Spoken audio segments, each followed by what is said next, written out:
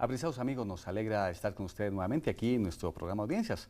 Es un programa que hacemos para fortalecer los derechos humanos, para hablar de las regiones, para hablar de los problemas, pero también de las respuestas que se le pueden dar desde el gobierno a este país maravilloso que es Colombia. En el día de hoy nos acompaña un invitado muy especial, se trata del doctor Jorge Prieto Rivero, un líder político muy importante, senador de la República, miembro de la Comisión Quinta. Sexta. Perdón, de la sexta, claro. Y la de ordenamiento Y territorial. del ordenamiento territorial. Doctor Prieto, bienvenido a Audiencia, nos alegra que esté con nosotros.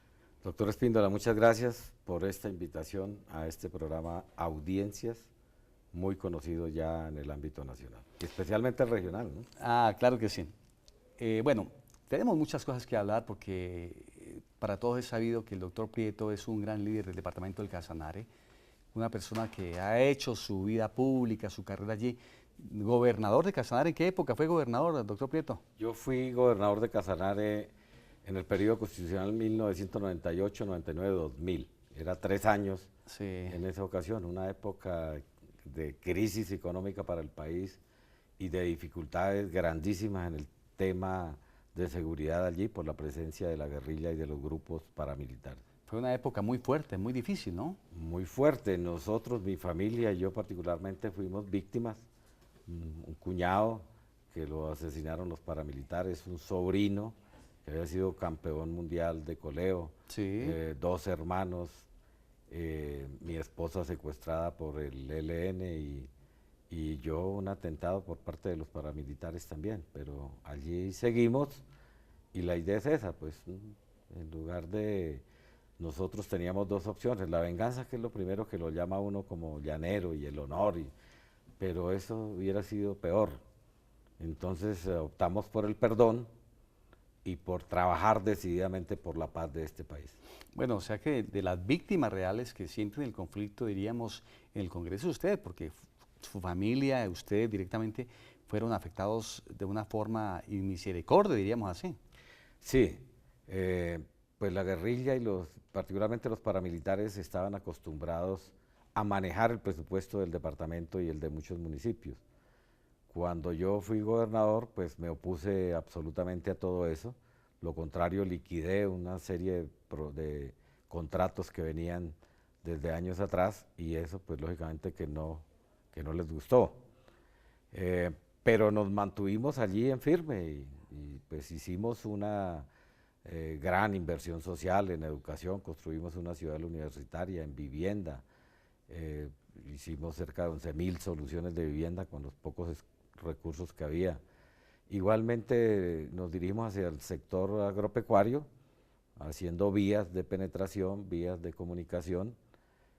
Casanare es un departamento que todos sus 19 municipios están interconectados, con vías pavimentadas la mayoría, pues que no las han dañado las compañías petroleras con el paso de la maquinaria pesada, como ocurrió con el puente ahora. Claro, que ya vamos a hablar más adelante del puente. Sí. Pero bueno, esa gestión como gobernador hizo que Casanare tuviera una infraestructura vial muy importante, porque hoy en su gran mayoría los municipios tienen vías pavimentadas. Todos los municipios tienen acceso por vías pavimentadas, tienen energía eléctrica permanente. El 60% de la población aproximadamente tiene gas domiciliario, incluidas varias zonas rurales. Es decir, hay una muy buena infraestructura, pero eso no se conoce de Casanare. A nosotros nos señalaron para quitarnos las regalías diciendo que estábamos invirtiendo más las regalías, la corrupción. En parte eso es cierto, lo de la corrupción, es decir, yo soy, creo que... Es en todo el país, además, ¿no? Es en todo el país. Yo soy el único exgobernador, o la única persona que fue gobernador y no tuve dificultades con la justicia en ese caso. Gracias no a fui Dios. a la cárcel, gracias Qué a Dios. bueno. Exactamente. Pero pues lógicamente investigaciones sí. Como todo funcionario público, además, Funcionario ¿no? público. Pero realmente fue una disculpa para que nos quitaran las regalías. Y si hay un departamento que las haya invertido bien, sin dejar de decir que no hubo corrupción en algunos gobernadores y alcaldes, pues es Casanare, que tiene toda una infraestructura que fue producto de las regalías. Hoy, como no tenemos el manejo de las regalías, para mantener esa infraestructura no hay los recursos necesarios para ello y estamos en dificultades. Claro, y sobre todo que al quitar las regalías directas, llamemos así, o una proporción grande de regalías, pues Casanare, que es un departamento productor, se queda con los pasivos ambientales, ¿no? Y sociales, Nos además. quedamos con todos los perjuicios que causa la actividad petrolera. Usted lo sabe muy bien, mi estimado doctor, que detrás del petróleo llega la guerrilla, y detrás de la guerrilla llegan los paramilitares, y detrás de los paramilitares llegan los corruptos, los contratistas, que están detrás de ellos y presionando los paras para que les den contratos, y no hacen las obras como deben ser. Eso le sucedió a Arauca, nos sucedió en parte a los casanareños, pero pues afortunadamente nosotros teníamos las experiencias negativas de otras regiones y no cometimos los mismos errores que se cometieron en otros. ¿Podemos decir que hoy estamos hablando ya de una nueva historia para Casanare, doctor Prieto? Sí, nosotros tenemos una esperanza inmensa en la paz. Casanare y los Llanos Orientales hemos sido escenario de guerra durante 200 años, desde la Guerra de la Independencia, las guerras de la Patria Boba, las 32 guerras que perdió el general Aureliano Buendía, la Guerra de los 1000 días, las guerras de Guadalupe Salcedo, las del Partido Liberal y el Partido Conservador, y ahora esta odiosa guerra de los paramilitares, de la guerrilla, que tantos desastres le ha dado al país y particularmente a nuestras regiones. Por eso nosotros tenemos una expectativa enorme por la paz. Nosotros que hemos sentido la guerra, los fragores de la guerra, somos los que queremos con mayor intensidad que haya paz en este país para poder disfrutar de esos paisajes hermosos que tiene nuestro llano. Total, total. Es que además recuerdo que de Sogamoso la guerrilla llevaba los carros y los llevaba a la vía Labranza Grande y los escondía allí y le cobraba vacuna a la gente, y la gente era sometida al secuestro permanentemente en ese corredor Sogamoso, Yopal, Bogotá. Exactamente, eso y el Frente 28 de las FARC y las guerrillas del ELN también, pero particularmente los paramilitares, eso era algo invivible. Nosotros, desde que se empezaron las negociaciones con las FARC, desde el 2013, bueno, en el 2013 hubo algunos actos de violencia, pero de ahí hacia acá no ha vuelto a haber. Este año no ha habido un solo acto de violencia por parte de las FARC, algunas acciones por parte del ELN y otras acciones por parte también de la delincuencia común, que eso es normal que se dé, eso es el coletazo final, cuando se está a punto de acabar con un conflicto armado, pues los actores de ese conflicto arremeten fuertemente para aprovechar, digamos, las últimas circunstancias que le quede de portar un arma e intimidar a la gente. O sea que eso traducido, senador Prieto, es que el departamento de Casanare en los últimos años ha sido más próspero, entonces. Sí, pero en estos momentos tiene una particularidad, y es que por la baja en el precio del petróleo, pues esta era una región la que mayor cantidad de regalías de petróleo le proporcionaba al país. Ahora es el Meta, antes lo había sido Arauca. Pero la mayoría, el 80% de las compañías abandonaron la región. Algunas se quedaron debiéndole plata a mucha gente y los llevaron a la quiebra. Entonces hay una cadena de incumplimiento de compromisos económicos que ha afectado enormemente la economía de la región. Y ahora, pues, bueno, el invierno también que ha causado problemas, y ahora el tema del puente sobre el río Charte, que aisló a Yopal, que es su capital, y todo el norte de Casanare, y el tema del agua. No hay agua potable. Claro, pero bueno, senador Prieto, vamos a unos mensajes institucionales y retornamos nuevamente con usted para que hablemos de esas problemáticas y también la forma y la manera como usted en particular, que es el senador que representa esa parte de Colombia, está trabajando para ayudar a corregir esas dificultades. Vamos a unos mensajes institucionales y estamos nuevamente con ustedes. ¿Sabe usted cómo está conformado el Congreso de la República?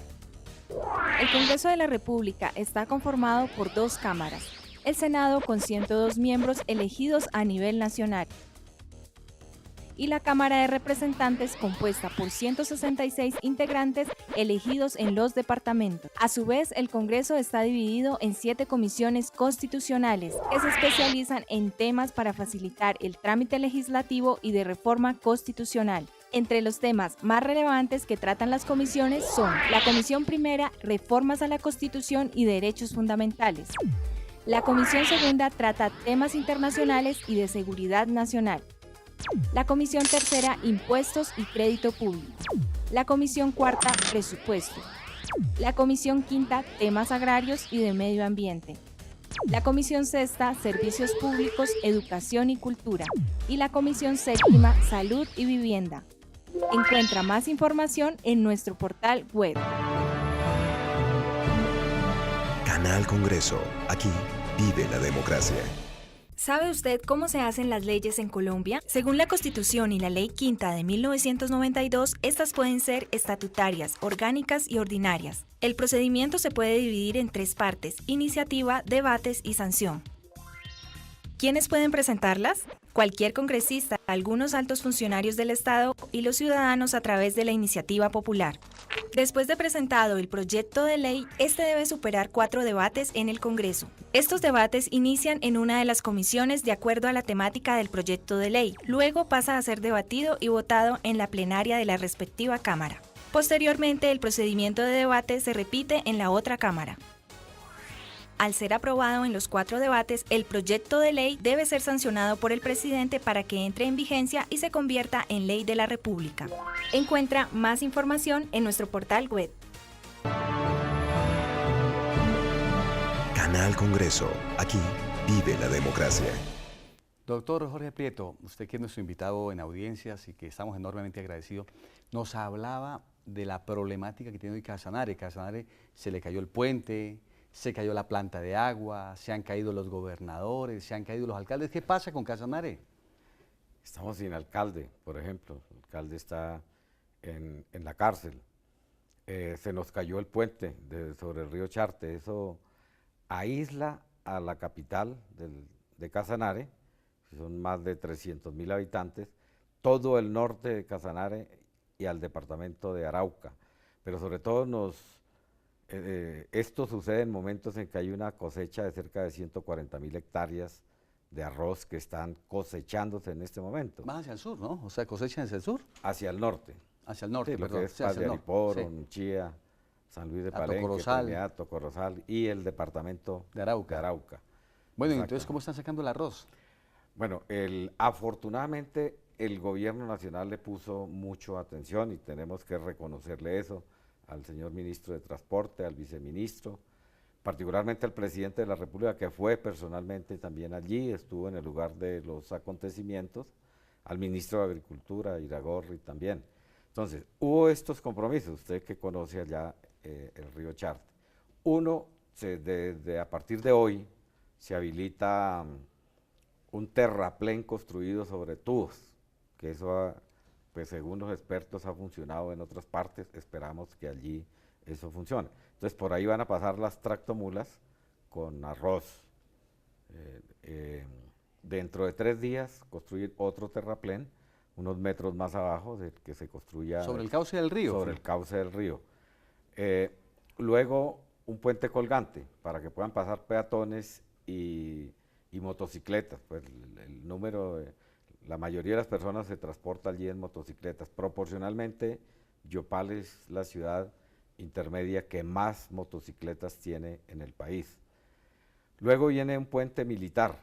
El presidente ordenó trasladar un puente que hay en otra ciudad acá y colocarlo allí, sobre el Charte. Y la doble calzada, dentro de las nuevas carreteras, las nuevas vías, hay una doble calzada proyectada entre Aguazul y Yopal. Entonces se ordenó que empezara la construcción de esa calzada, que estaba estimada a empezarla dentro de un año, que se empezara ya por la construcción del puente. Eso sería la solución definitiva. Pero además hay otra, se está organizando una vía por Maní, en el paso por el lecho del río también, allá las aguas son más mansas, más fáciles de manejar. Y una vía que para nosotros históricamente es muy importante, que es la vía por Labranza Grande, que son 42 kilómetros menos para llegar a Sogamoso, entre Sogamoso y Yopal, y lógicamente en Bogotá. O sea, ¿cuánto demoraríamos entre Sogamoso y Yopal si esa vía se habilitara? Si esa vía se habilitara, menos de 2 horas. Es muy rápido, ¿no? Es rápido, sí.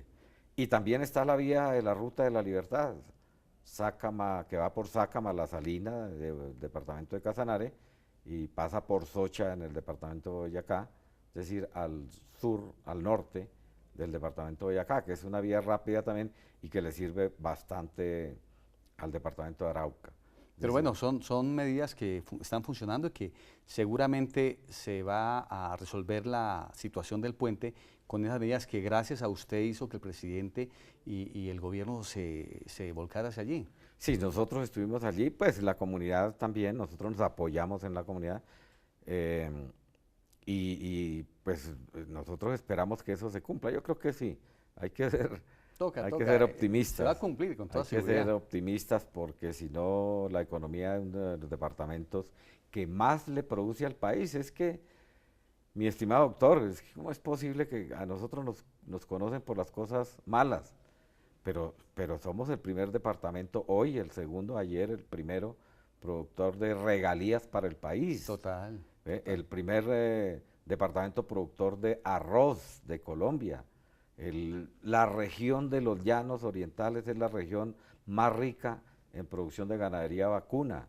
Somos la región más rica en producción de palma aceitera. Claro, y pues lógicamente que las actividades petroleras, pues es muy poco lo que le han servido para el desarrollo del departamento. Es decir, seríamos egoístas si dijéramos que no nos ha servido. Sí, pero los perjuicios que nos ha ocasionado por la desorganización, porque el Estado no se hace presente, porque el Estado allá, los encargados de dar las licencias, se han corrompido, ¿no? Entonces, la afectación de las aguas, la contaminación de las aguas, la destrucción de las carreteras que nosotros hemos construido, la descomposición social del campesinado. El Estado no ha intervenido para evitar que eso ocurra. Entonces, pues digamos, la población se multiplicó y ya llegan son los pobres de este país en busca de una oportunidad y pues nosotros no podemos ser egoístas en sacarlos, pero sí tienen la responsabilidad, les aplican la responsabilidad a los gobiernos regionales y locales de resolver los problemas de salud, educación, vivienda, etcétera. Bueno, vamos a unos mensajes institucionales. Estaremos nuevamente aquí con el senador Jorge Prieto Riveros, que muy amablemente nos está acompañando. ¿Sabe usted cuáles son las funciones del Congreso? El Congreso de la República de Colombia desarrolla múltiples funciones esenciales para el funcionamiento de nuestra democracia. Estas son asignadas por la Constitución y la ley. Tiene, entre otras funciones, la función de reformar la Constitución mediante actos legislativos. Además, crea, modifica y anula las leyes. Así, el Congreso establece, por ejemplo, cómo se van a invertir los recursos de los colombianos. También tiene la facultad de citar a ministros y a otros funcionarios públicos para indagar, obtener información y exigir acciones frente a su gestión. El Congreso elige a algunos de los altos funcionarios del Estado. Además, puede, si es el caso, investigarlos y juzgarlos. Encuentra más información en nuestro portal web. Canal Congreso. Aquí vive la democracia.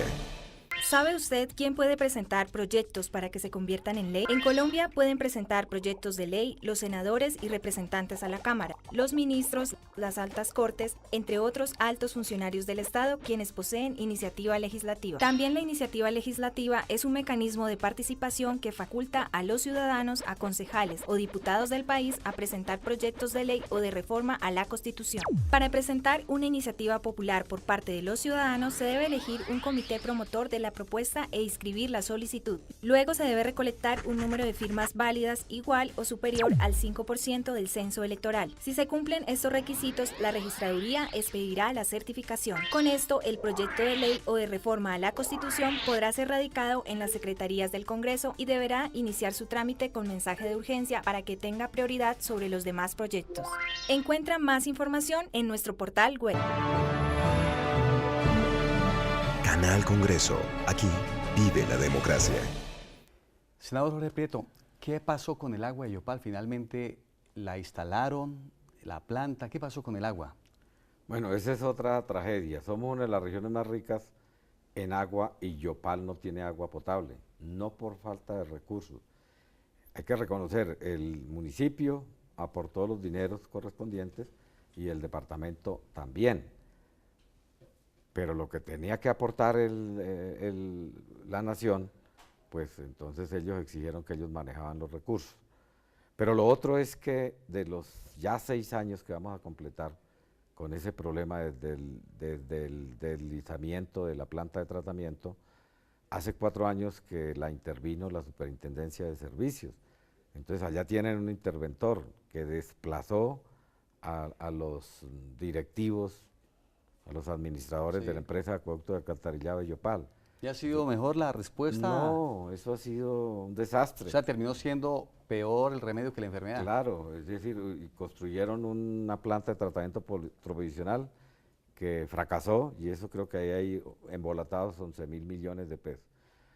Adquirieron un terreno donde construir la planta definitiva de tratamiento sobre una zona en donde todos le dijimos que eso era una zona de influencia del río, eso la inundaba el río y creo que estamos en ese problema.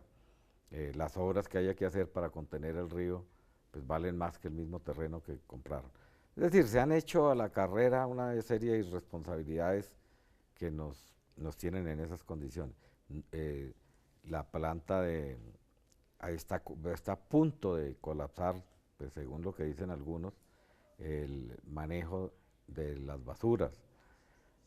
La planta de tratamiento de aguas residuales tampoco funciona, entonces estamos contaminando el caño de Lucíbar y el río Charte, que es un río pues muy importante para el departamento de Casanare, y lo están convirtiendo en una cloaca. Bueno, hay una serie de dificultades que tiene el departamento que parece que nos hubiera caído la roya. Pues. Doctor Prieto, ¿a qué se debe eso? ¿Cuál es la raíz? ¿Por qué le pasa eso a Casanare?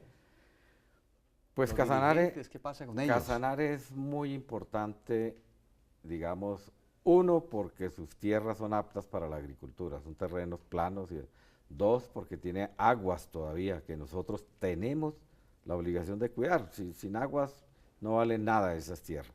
Por eso hay un proyecto de declarar el agua, que yo soy el autor, agua como derecho fundamental, para que el Estado adquiera la obligación de cuidar esas cuencas hidrográficas, unas que están en Boyacá, nacen en Boyacá y atraviesan todos los llanos de la Orinoquia colombiana.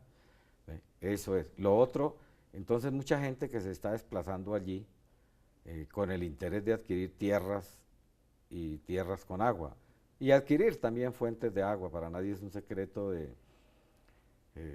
que todo el mundo está pendiente de manejar el agua en el mundo. El agua es el negocio. Que las guerras no son por gasolina ahora, son por agua, ¿no? Por el agua, y allí ya la estamos viviendo.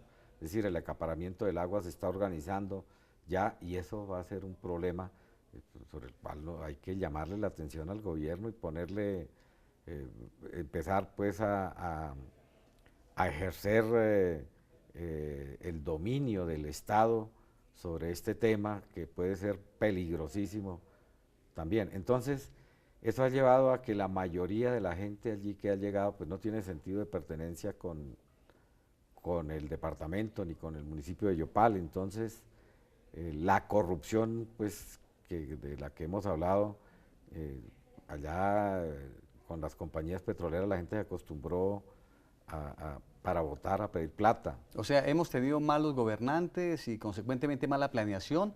¿O qué es lo que ha pasado, doctor Prieto? Yo creo que más que malos gobernantes, nosotros lo que hemos tenido es una indebida intervención de la centralización y una excesiva centralización. Lo que le decía yo del agua, pues allá los alcaldes, que hay uno en la cárcel, porque no manejó oportunamente bien el tema de las aguas, pero fíjese que el gobierno nacional lleva 4 años. Y no ha sido capaz. Y no ha sido capaz. O sea, desde el gobierno central también han generado un problema mayor, además. Correcto, con las regalías las centralizaron. Doctor Prieto, ¿cómo está el tema de seguridad en Casanare ahora? Bueno, nosotros ya no tenemos miedo de los paramilitares ni de la guerrilla. Gracias a Dios. Sí, es verdad, gracias a Dios. Sí, señor. Pero sí, con la crisis económica, entonces se ha fomentado los atracos, no solamente a las fincas, sino también ya en las ciudades. Llegan de otras regiones del país allá bandas criminales que van y hacen los atracos y se devuelven a sus tierras.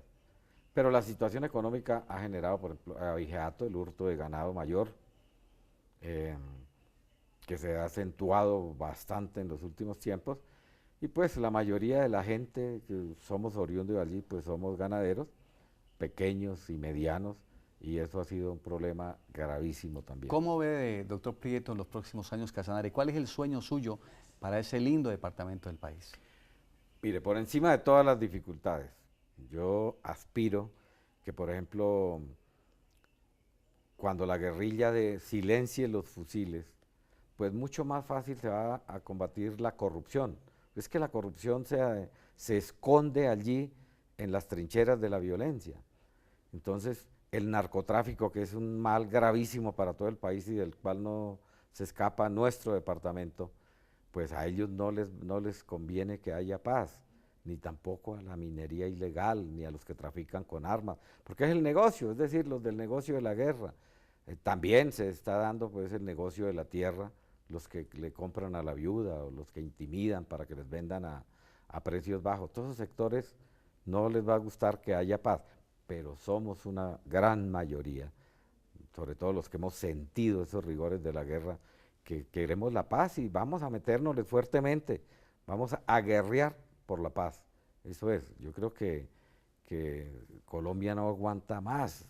A uno le parece imposible que haya gente que quiera oponerse. Y sobre todo una guerra entre hermanos, ¿no? Es una guerra fratricida, además. ¿Cuál es entre colombianos. La propuesta de Cuba? ¿Cuál es? Pues es que la guerrilla de las FARC dejen de existir, que entreguen armas, que se sometan a la justicia, que se vinculen a la sociedad civil. Y que así deberían ser con los demás grupos, el ELN, tiene que ser con el EPL y todas las organizaciones criminales. Incluso los grupos de extrema derecha, los grupos paramilitares y todo eso. Hombre, yo sí creo que es necesario hacer un borrón y cuenta nueva, porque hay mucha gente que se mete a la guerrilla de buena fe, pero a los grupos contraguerrilla también de buena fe. Pues otra cosa es que después llegan y abusan, exageran. La guerrilla, por ejemplo, que inicialmente era algo social, después se mete a secuestrar gente, a extorsionar y narcotraficante, pues. Entonces eso, pues afortunadamente eso se está corrigiendo. Pero a mí lo que más importante me parece de ese proceso de paz es que toda una doctrina de la extrema izquierda del mundo, ¿no?, que decían que la única vía para llegar a la toma del poder y hacer las reformas sociales eran las armas. Eso se reevalúa ya, ¿no? Eso se reevalúa, exactamente. Eso es lo más importante. Solo si cambia el sistema, cambiará la educación. Entonces eso convidaba a los estudiantes a pelear, a meterse en la guerrilla, la forma superior de lucha. Todo eso está cambiando para bien no solamente de Colombia, sino del mundo entero. Doctor Prieto, muchas gracias. A usted muchas gracias, mi estimado doctor. Le agradecemos que haya venido a audiencias y a ustedes, queridos amigos, les agradecemos muchísimo su compañía. Los esperamos la próxima semana a esta misma hora y por el mismo canal. Un abrazo grande, que Dios les bendiga.